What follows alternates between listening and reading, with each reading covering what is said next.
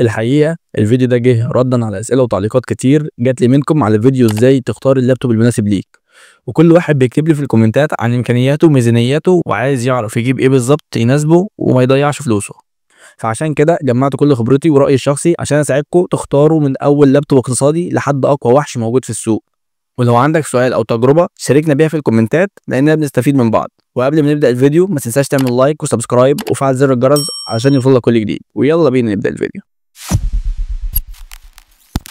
السلام عليكم، عاملين ايه؟ قبل ما نبدا في تفاصيل الفيديو حابب اشكر كل الناس اللي علقت وسالت على فيديو ازاي تختار اللابتوب المناسب ليك. بجد اسئلتكم وتعليقاتكم هي اللي شجعتني اعمل الفيديو ده مخصوص ليكم. لقيت اسئله كتير بتتكرر حوالين موضوع الناس اللي عايزه تشتري لابتوب يناسب الالعاب والمونتاج والجرافيك والذكاء الاصطناعي، لكن طبعا ميزانيات الناس مختلفه جدا. فانا دلوقتي جمعت لكم اقل الامكانيات اللي ممكن تشتغل عليها الاستخدامات اللي اتكلمنا عنها لحد اقوى الامكانيات اللي موجوده في السوق حاليا. طبعا احب اوضح شيء مهم، الامكانيات اللي هعرضها دلوقتي هتخليك تستخدم اللابتوب بشكل معقول على حسب ميزانيتك. يعني الجهاز اللي فيه اقل امكانيات يقدر يشغل لك العاب جرافيك ومونتاج وذكاء اصطناعي، لكن مش هيكون قادر يشغل شغل تقيل او مشاريع كبيره بسهوله. ودلوقتي هنتكلم عن الفئه الاقتصاديه، وهي الناس اللي بتدور على اقل المواصفات اللي تساعدهم يشغلوا الالعاب والمونتاج والتصميم بشكل مقبول، وفي نفس الوقت السعر يكون مناسب للميزانيه بتاعتهم. قبل ما نعرض امثله لللابتوبات الموجوده في السوق لازم نحدد مع بعض المواصفات الاساسيه اللي لازم تدور عليها في اللابتوب. انا هعرض لك الامكانيات المطلوبه واحده واحده، وبعدها نبدا نشوف امثله فعليه لاجهزه تقدر تلاقيها بسهوله. تعال نبدا بالمواصفات الاساسيه اللي لو انت ميزانيتك محدوده وعايز تشتري لابتوب يشغل معاك الالعاب والمونتاج والتصميم بشكل معقول. اول حاجه معانا المعالج، لازم يكون انتل كور اي 5 في الاجيال الحديثه او رايزن 5. النوعين دول بيأدوا شغل كويس جدا مع اغلب البرامج، وكمان بيصبروا على البطاريه عشان تدوم معاك في الشغل. بالنسبه لكارت الشاشه لازم يكون على الاقل جي تي اكس 1650 تي اي او يمكن احسن شويه عشان تقدر تلعب العاب معقوله وتشغل برامج المونتاج والجرافيك بسهوله.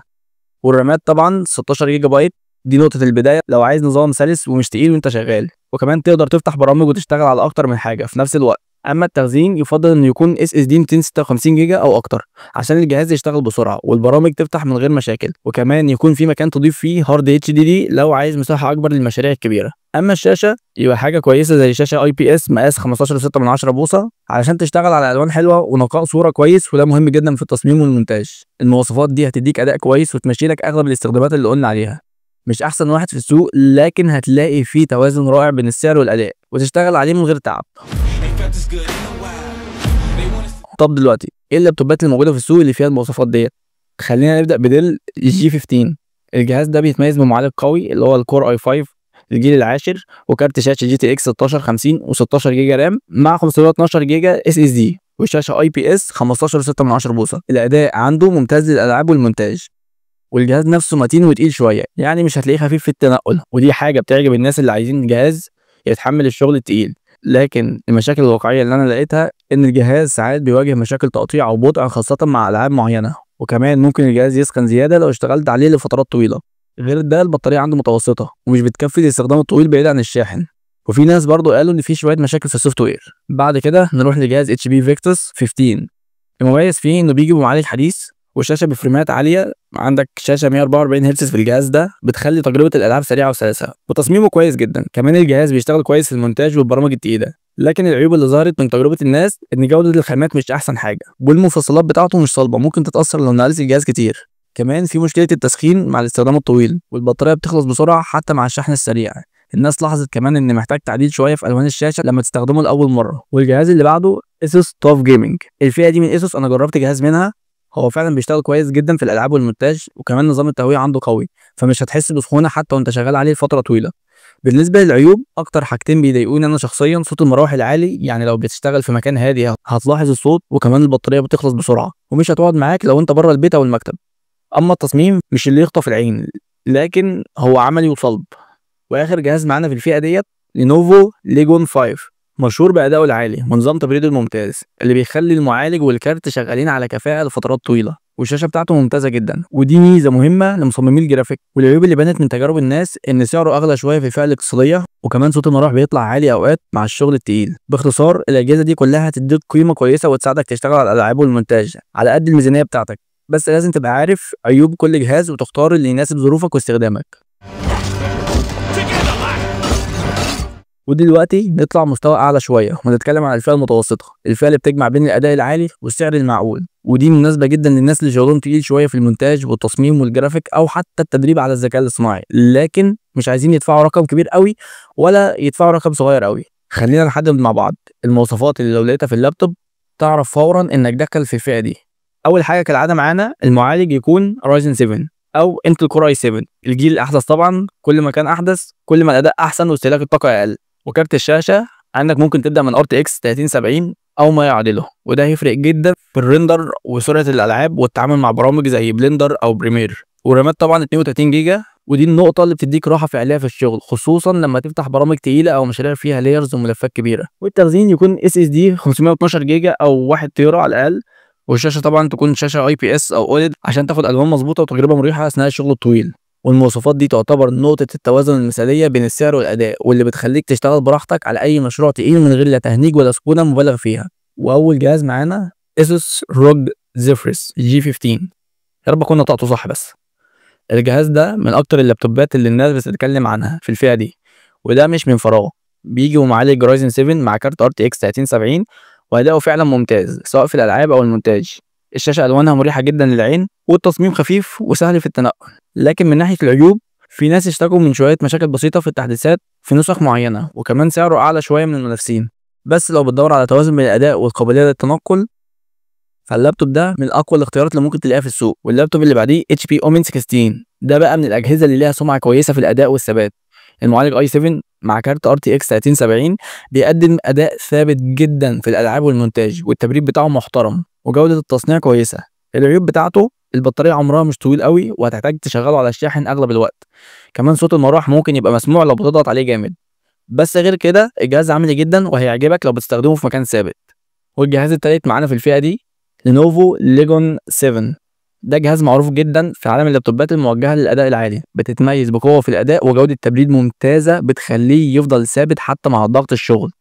كمان الشاشه الوانها كويسه جدا وده بيخليه ممتاز لمصممي الجرافيك والمونتاج. بس لازم تعرف ان سعره اغلى من المنافسين، والمراوح ممكن تبقى مسموعه وقت الضغط، والبطاريه متوسطه. انما لو معاك الميزانيه الليجون 7 من اكتر الاجهزه اللي ممكن تعتمد عليها سنين قدام. بس لو سالتني عن رايي الشخصي في اللابتوب ده بصراحه مش هقدر افيدك قوي لان شركه لينوفو ما اتعاملتش معاها كتير. والجهاز اللي بعديه MSI Raider 66.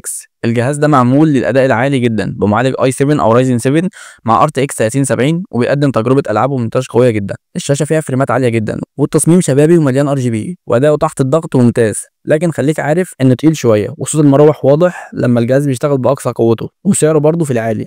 هو مناسب جدا لو انت بتشتغل في مكان ثابت وتدور على اقصى اداء ممكن من غير ما يهمك الوزن او صوت المراوح.